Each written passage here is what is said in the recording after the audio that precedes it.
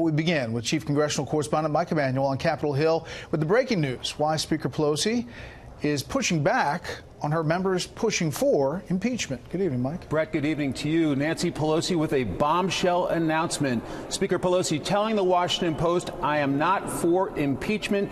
Impeachment is so divisive to the country that unless there's something so compelling and overwhelming and bipartisan, I don't think we should go down that path because it divides the country." And he's just not worth it. Much of the liberal base has been very fired up about the possibility of impeaching the president. This will likely put her at odds with even some of her own committee chairs at a time when leading House Democrats has been quite challenging.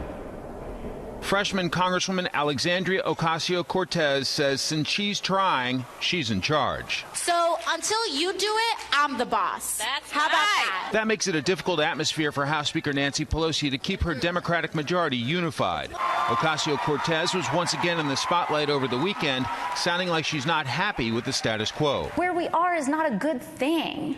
And this idea of like 10% better from garbage shouldn't be what we settle for. Leadership sources say running the House Democrats can be like herding cats, but Pelosi tries to downplay the friction in public. No, it's a joy. It's an invigoration. It's what our founders intended. Elections every 2 years. There's internal grumbling that all the Democrats' trouble comes down to three high-profile freshmen, Representatives Ocasio-Cortez, Ilhan Omar, and Rashida Tlaib. And with social media, it's easy for them to disrupt and distract. The remarks that have been made by a number of Democrats and failed to be called out by Democrat leadership is frankly abhorrent. More moderate members acknowledge some colleagues can take them off message. These are not the priorities of the entire caucus, but how do we maintain focus on our agenda as a whole? The hype about some of the very left ideas, such as the Green New Deal, has put some members in an awkward spot. The caucus actually moved to the center. Now, you wouldn't get that sense watching the media coverage. Behind the scenes, sources say there's been plenty of tension and bickering, and a split at the top, with Speaker Pelosi wanting members to vote no on Republican proposals to undermine her leadership, and her lieutenants Steny Hoyer and Jim Clyburn telling members to vote how they must based on their districts.